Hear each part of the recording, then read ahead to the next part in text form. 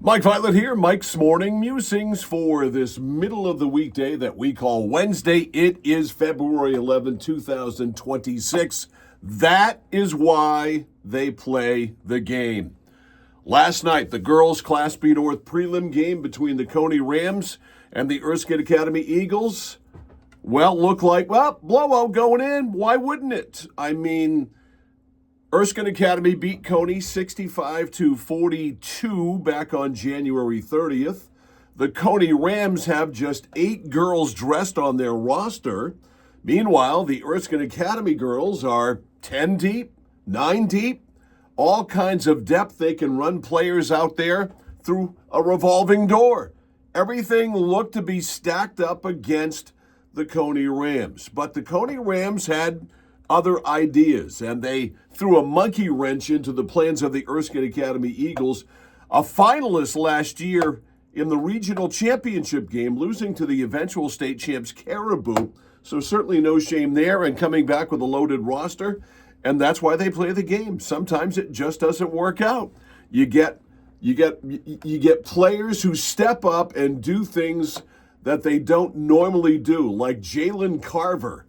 18 points. That's like finding a $100 bill on the street. But Kaya Doohan, she stepped it up, had 22 points, 9 rebounds. What a great athlete. Gabby Vashon, what a great athlete. Those are two of the best female high school athletes in Maine, any sport. Vashon, 14 points, 11 rebounds. Jalen Carter, 18 points. Rylan Miller, 9.7 rebounds. Team rebounds, 41 for Cony, 30 for Erskine Academy. Now, rebounding a lot of the times is desire, the want to get the basketball, as opposed to being bigger, taller, stronger, being able to jump more. It's desire. Sometimes it's a bounce. I think it was a combination of the two last night.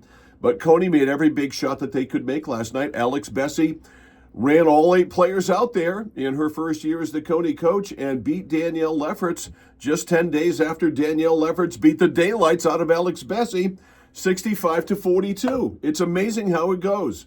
Kinsey Ulmer, what a terrific young player she's going to be. She already is. She had 19. Kelsey Dunn, 11 points, 5 rebounds. That doesn't tell the story of Kelsey Dunn last night. She was doing some amazing things. She's a really gifted player. Erskine Academy, we haven't heard the last of them. I know after how they finished last year that last night was a disappointment. However, this team is going to be around for a while. And the Cony girls, those 2 players, Kaya Doohan and Gabby Vashon, are just sophomores. They're going to be around for a while as well. So they got to go against number 1 Gardner, and they played Gardner tough this year. Only lost to them by 6. In fact, both of the schools that played last night, Erskine Academy and Cony, played the Gardner Tigers very tough. So we are on to Bangor now in the case of Class B North. It's tough to remember who's playing where after these years of playing in Augusta. Now the girls who are in Class B and the boys as well are playing in the North anyway. They're playing at the Cross Insurance Center in Bangor. So this is how it is going to go down on the girls' side this coming weekend. Friday night, you've got Lawrence hosting MDI. That'll be at 7. And, Lawrence, 2 scorers. It's been that kind of, it's a two-trick pony, if I can use that term. So they'll play at 7 o'clock. Maddie Provost and Ashley Shores on the court there in Bangor on the big stage. And Old Town and Ellsworth will play at 8:30.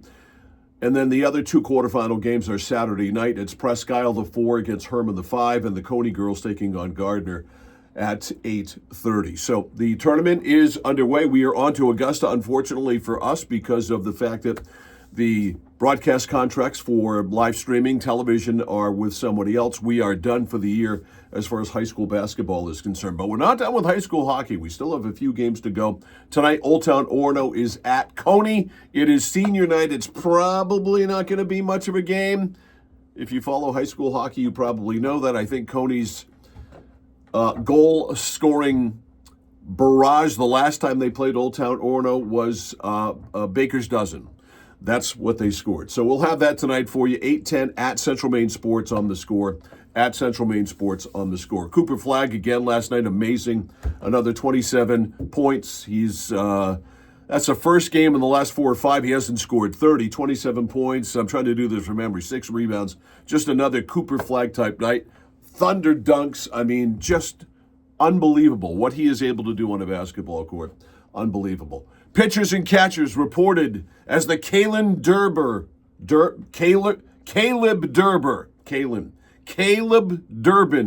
era begins with the Red Sox. But pitchers and catchers in camp yesterday. Garrett Crochet's got a new pitch. He's working on a changeup. He's already been named the opening day starter. And there is a bit of spark, I think, when you look at this Red Sox team. They're not coming back. I mean, I expected them to come back with like Pete Alonso and Alex Bregman and have all kinds of right-handed power in that lineup, and that's not going to be the case. They've got all kinds of pitching, that's for sure, but the bullpen doesn't look great now, and you wonder about the power. But anyway, spring, a young man's fancy turns to love in baseball, and hope turns. What's the phrase? Hope is eternal? I don't know, whatever it is. It's spring, although it's only February 11th.